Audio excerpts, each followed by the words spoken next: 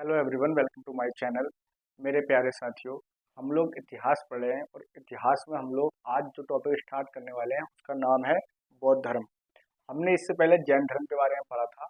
जैन धर्म के बारे में हमने उसके महत्वपूर्ण महत्वपूर्ण जितने भी टॉपिक्स थे और जितने भी उसके अंदर पॉइंट्स थे वो हमने आपको सब क्लियर कर दिए थे कल।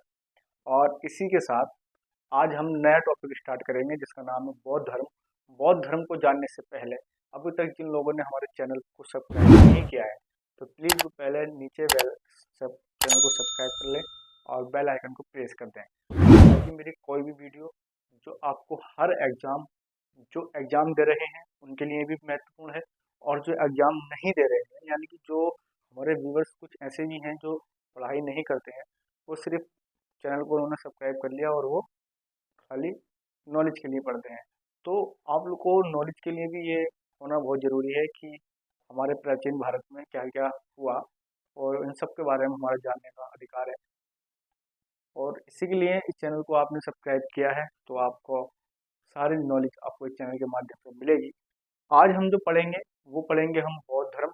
तो बौद्ध धर्म को स्टार्ट करने से पहले बौद्ध धर्म के जो संस्थापक थे वो महात्मा बुद्ध थे, आपको पता ही होगा। बौद्ध धर्म के जो संस्थापक थे, संस्थापक वो थे महात्मा बुद्ध। महात्मा बुद्ध, ठीक है एवरीवन। महात्मा बुद्ध के बारे में हम जानेंगे। इनका नाम गौतम बुद्ध भी कहा जाता है, ठीक है एवरीवन। महात्मा बुद्ध को इनका पूरा नाम गौतम बुद्ध भी इनको कहा जाता है, जो बौद्ध धर्म के संस्थापक थे। As a person Gautam Buddha बहुत ही अच्छे और बहुत ही सुलझे हुए व्यक्ति थे या ईश्वर थे। और एवरीवन उनकी जो जीवन है जीवनी है जो जीवनी है उनकी, यानी कि जो एक पुस्तक है जिसका नाम है ललित विस्तार, उसके अंदर गौतम बुद्ध के बारे में उनके बचपन के बारे में उस किताब के अंदर बड़ा अच्छे से लिखा गया है। तो आप उसको भी पढ़ लीजिएगा एक बार। अगर आपको ज़्यादा ही डीपली गौतम बुद्ध के बारे में जानना है तो आप उस पुस्तक से भी जान सकते हैं। तो एवरीवन गौतम बुद्ध यानी कि महात्मा बुद्ध के जो पिता का नाम था, एवरीवन इनके पिता का नाम सुबोधन था, ठीक है। मैं आपको बहुत ही बेस से स्टार्ट कर रहा हूँ, ठीक है। आप चैनल पर अंतिम तक बने रहिएगा, यानी कि वीडियो को पूरी वॉच कीजिएगा, तभी आपको गौतम बुद्ध के बारे में अच्छे से नॉलेज मिल सकेगी। मैं वहाँ पर भी टिक लगा दूंगा जहाँ पर सवाल बनता है। मैं वहाँ पर भी आपको एक बार रिकॉल करा दूंगा या अंडरलाइन करा दूंगा जहाँ से कंपटीशन एग्जाम की परीक्षा में सवाल पूछे जाते हैं। मैं आपको वहाँ पर बार बार उस शब्द को दोहरा दूंगा जहाँ पर नॉलेज के लिए भी आपसे सवाल पूछे जाते हैं। तो मेरे आप लोगों से इतनी ही विनती है कि वीडियो को अंतिम तक वॉच कर लें, ठीक है एवरीवन। चलिए, तो इनके पिता का नाम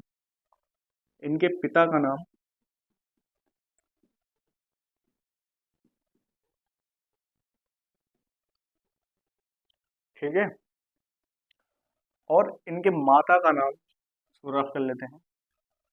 इनकी माता का नाम महामाया था, ठीक है। इनकी माता का जी का नाम महामाया था।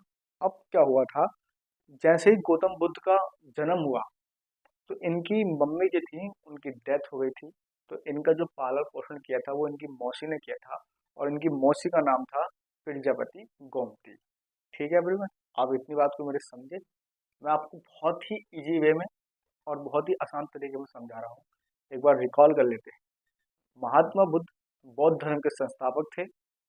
इनके पिता का नाम सुयोधन था और इनकी माता का नाम महामाया था।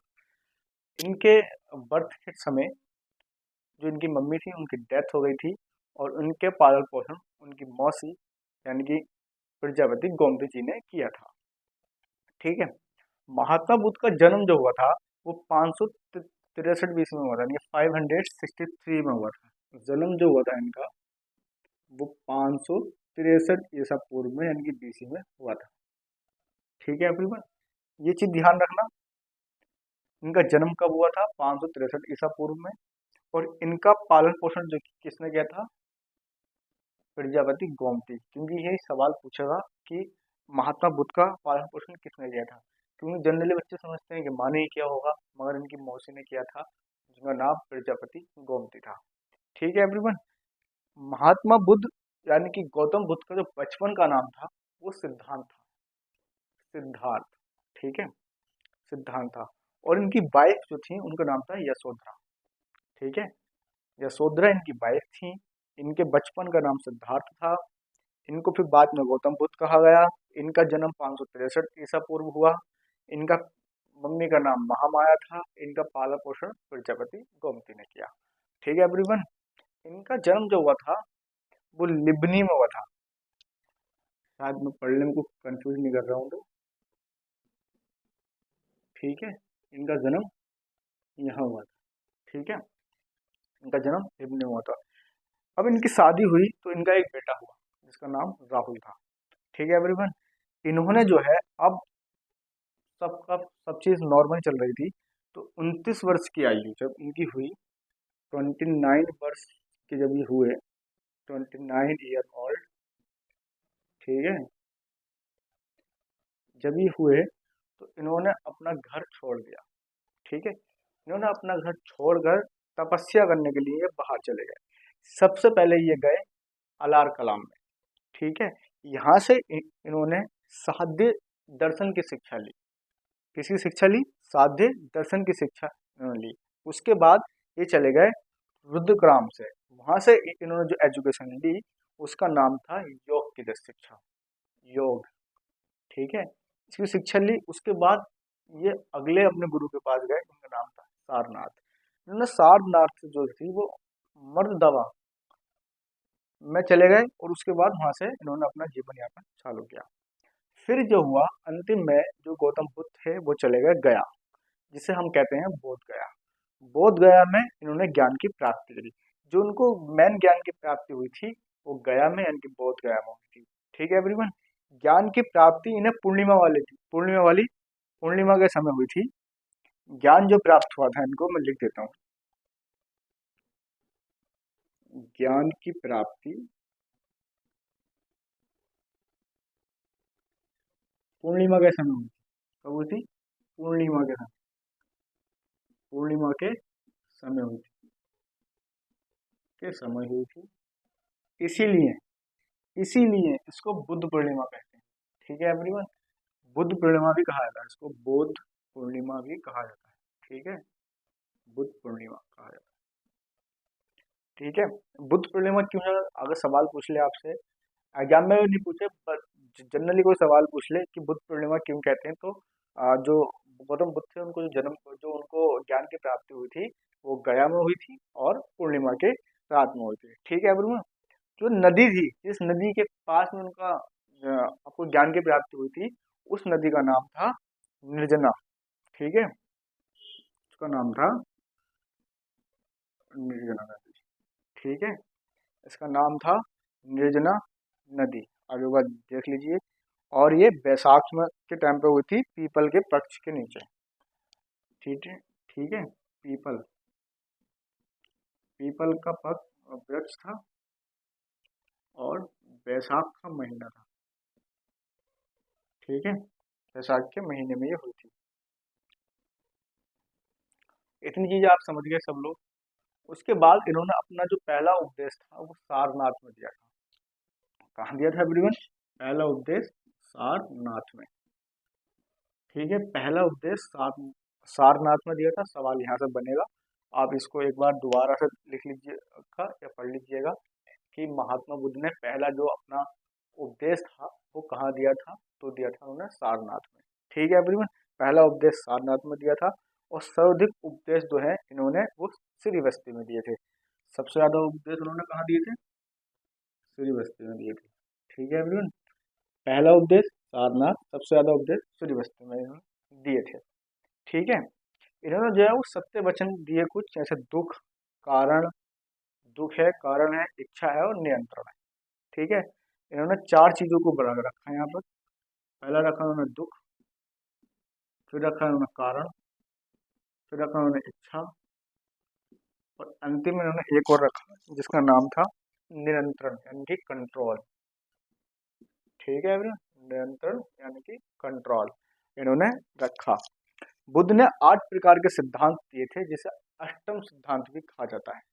ठीक है, यह अष्टम सिद्धांत भी इनको कहते हैं। महात्मा बुद्ध ने 8 सिद्धांत दिए जिनको अष्टम सिद्धांत भी कहा जाता है। ठीक है, अष्टम सिद्धांत भी कहा जाता है। 1 मिनट रुकिएगा लोग। अष्टम सिद्धांत भी कहा जाता है। इसके बाद इन्होंने 3 रत्न दिए। ठीक है, 3 रत्न, बुद्ध, संघ और धम्मा। ठीक है, मैं यहाँ लिख देता हूँ। त्रिरत्न, पहला बुद्ध, दूसरा बुद्ध के बाद है संघ, संघ के बाद है धम्मा, धम्मा। ठीक है, इसको आप याद से देख लीजिएगा। ठीक है, बुद्ध के जो प्रिय शिष्य थे, यानी कि जो इनके स्टूडेंट थे, बुद्ध के जो स्टूडेंट थे, शिष्य थे, उनका नाम था आनंद। क्या नाम था उनका? आनंद। ठीक है, सबसे ये प्रिय शिष्य थे और सबसे ही लोकप्रिय भी शिष्य रहे। बौद्ध धर्म के दो बौद्ध धर्म में 2 प्रमुख स्त्रियां भी रही हैं हमारी। प्रमुख स्त्री, ये मैं आपको बहुत ही शॉर्टली और महत्वपूर्ण पढ़ा रहा हूँ। आप ये मत सोचिएगा मैंने एक ही वीडियो में पूरे बौद्ध धर्म को निपटा दिया, क्योंकि ये मैंने बहुत ही शॉर्टली पढ़ा रहा हूँ आपको, ताकि इसमें आप समझेंगे। इसमें थी गोमती, ठीक है, गोमती, और आपकी एक और थी आम्रपाली, आम्रपाली। ठीक है एवरीवन, आम्रपाली थे। तो इसी के साथ बौद्ध धर्म में कि जो महात्मा बुद्ध ने जो अपने उपदेश दिए थे, पहला उपदेश आपका सारनाथ में दिया था, दूसरा उपदेश और सबसे ज्यादा उपदेश उन्होंने श्रीवस्ती में दिए थे। मगर ये दिए कौन से उसमें थे? प्राकृत भाषा। ठीक है, प्राकृत भाषा, प्राकृत भाषा में दिए थे। ठीक है, प्राकृत भाषा में दिए थे। अब एक बार आप इसको मेरे साथ रिकॉल कर लें, महत्वपूर्ण महत्वपूर्ण है। इसमें कोई भी आपको फालतू की नॉलेज नहीं दी जा रही है, सारी नॉलेज आपके काम की है, चाहे आप एग्जाम में बैठें या ना बैठें। सिर्फ एक धर्म को रिलेटिव सारी नॉलेज आपको दी जा रही है। चैनल पर बने रहिएगा, वीडियो को अंतिम तक देखिएगा। अभी तक जिन्होंने चैनल को सब्सक्राइब नहीं किया है तो पहले चैनल को सब्सक्राइब कर लीजिएगा। इसका लिंक आगे भी शेयर कर दीजिएगा, ताकि जितनी भी और इन्फॉर्मेशन लेना चाहते हैं, पढ़ना चाहते हैं, वो भी पढ़ सकें। ठीक है एवरीवन, सबसे पहला सवाल बनता है गौतम बुद्ध सॉरी बौद्ध धर्म के संस्थापक कौन थे?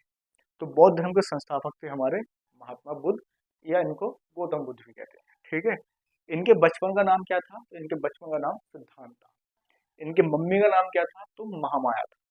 इनके बर्थ के समय ही इनकी मम्मी की डेथ हो गई थी, तो इनका पालन पोषण इनकी मासी प्रजापति गोमती ने किया था।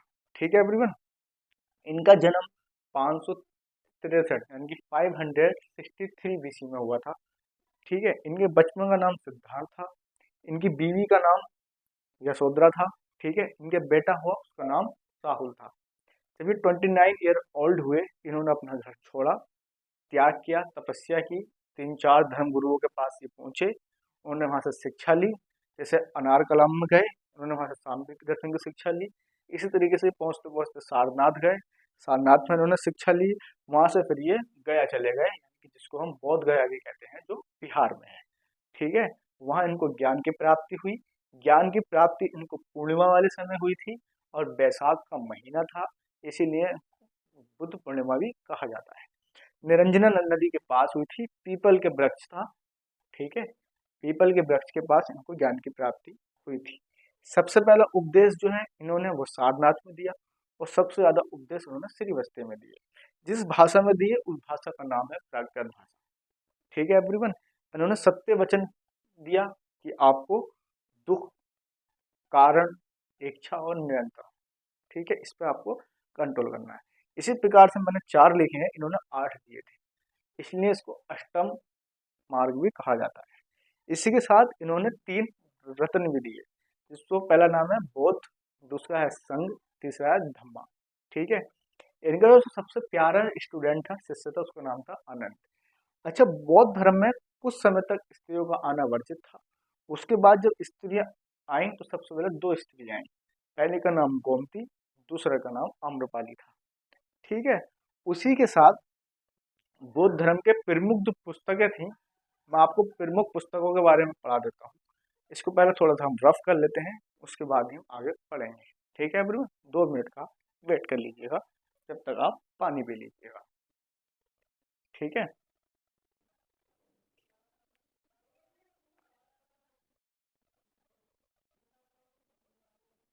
मैं इसको रफ कर देता हूँ जब तक। एवरीवन, आप लोग चैनल को सब्सक्राइब जरूर कर लें, आगे वीडियो का लिंक शेयर कर दें, ताकि सभी तक इसकी इन्फॉर्मेशन पहुँच सके और सभी नॉलेज को गेन कर सके। ठीक है एवरीवन, आप 1 मिनट पानी पी लीजिए, जब तक मैं इसको रफ कर दूँ।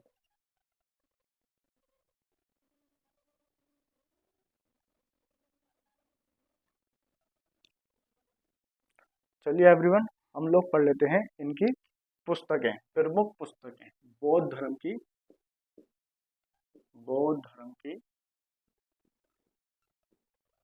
प्रमुख पुस्तक,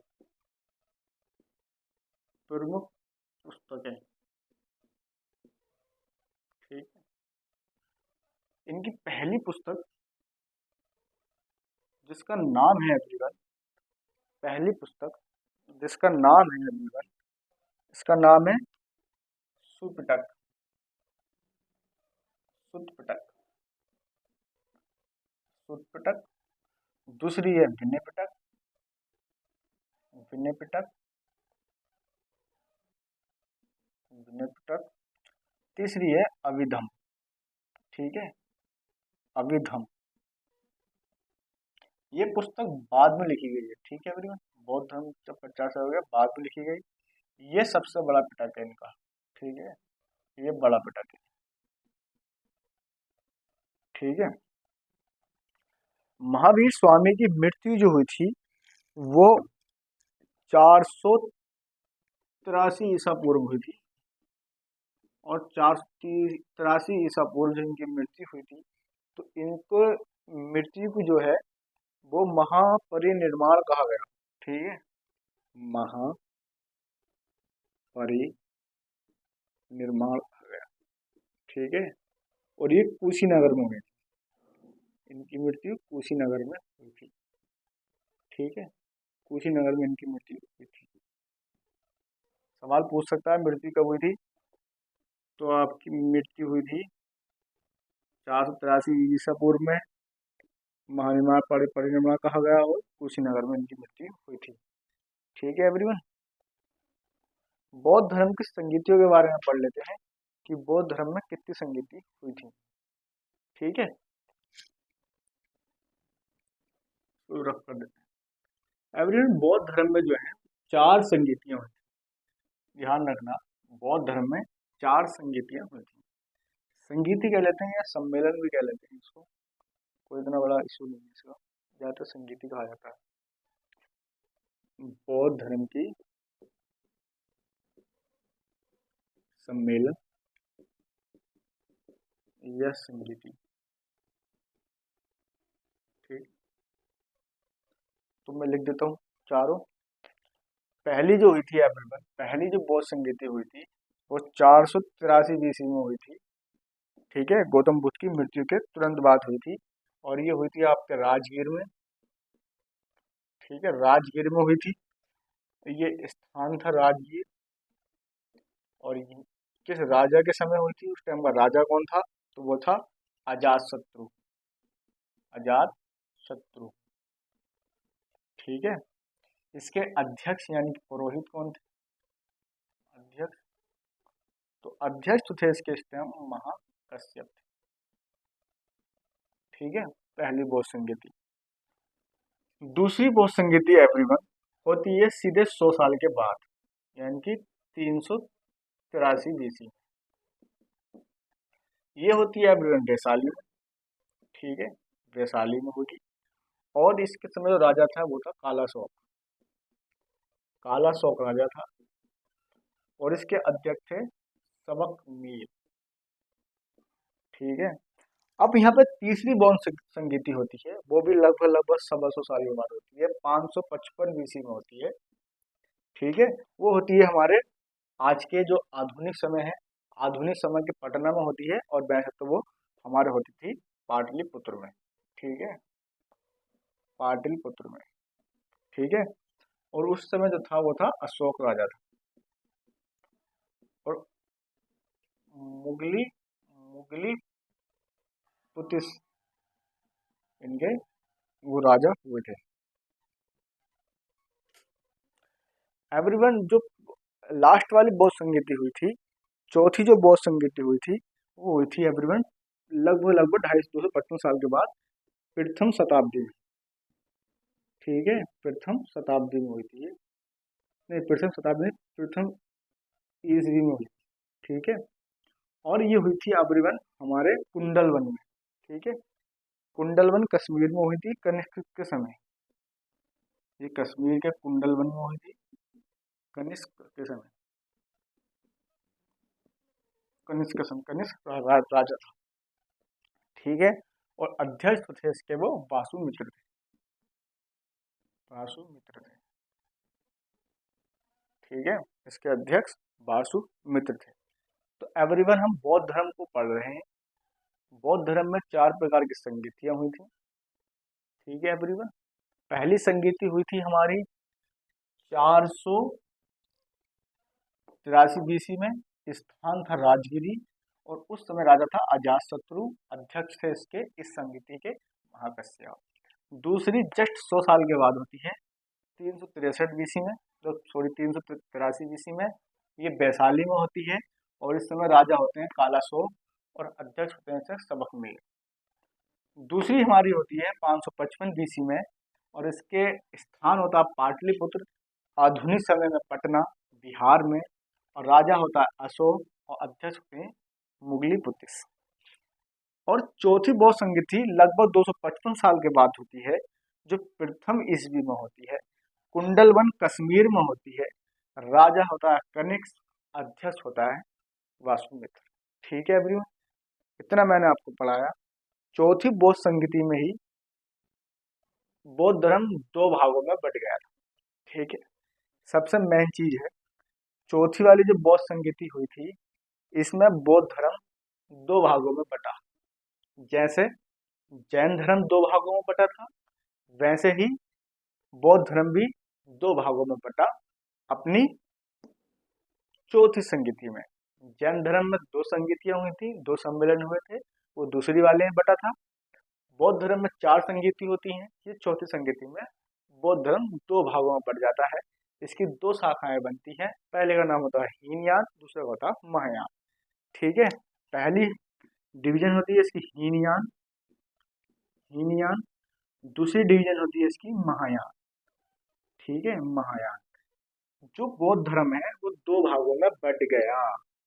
कब बटा? 4th संगीति में बटा। ध्यान रखना, सवाल बनेगा, यहीं से बनेगा कि बौद्ध धर्म का डिवीजन यानी कि विभाजन कौन सी बौद्ध संगीति में हुआ था? तो 4th बौद्ध संगीति में हुआ था। इसके अध्यक्ष थे वासुमित्र थे। राजा कौन था उस समय? कनिष्क था। स्थान कौन सा था?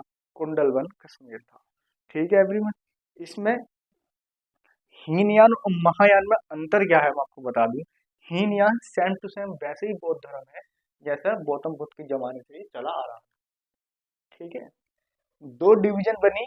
पहली डिवीजन वही डिवीजन थी जो गौतम बुद्ध के जमाने से चली आ रही थी, यानी कि हीनयान वाले जो थे वो सेम टू सेम वही प्रोसेस फॉलो करते थे जो गौतम बुद्ध के जमाने से चला आ रहा था। महायान वालों ने क्या किया, इन्होंने थोड़ा सा इसमें सुधार करना स्टार्ट किया, ठीक है। सुधार किया, और ये कनिष्क के समय में किया था, ठीक है। ये सेम टू सेम यानी कि समानांतर चले, समानांतर प्राचीन धर्म, प्राचीन बौद्ध के हिसाब से। और इन्होंने सुधार किया कुछ, इन्होंने थोड़ा सा सुधार किया, ठीक है एवरीवन। इस चीज का ध्यान रखना। 4th बौद्ध संगीति थी, चौथी संगीति थी, 2 धर्म 2 भागों में बटा, ठीक है एवरीवन।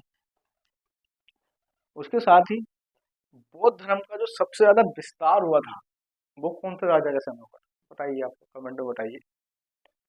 वो था कुषाण वंश के समय, ठीक है। जो सबसे ज्यादा रफ्तार पकड़ी थी बौद्ध धर्म ने, सबसे ज्यादा तो बौद्ध धर्म ने रफ्तार पकड़ी, मैक्सिमम लोग बौद्ध धर्म बुद्धिस्ट हो गए, बौद्ध धर्म को अपनाने लगे, तो उस समय का जो राजा, जिस राजवंश का दौर था, उसका नाम था कुषाण राजवंश। ठीक है।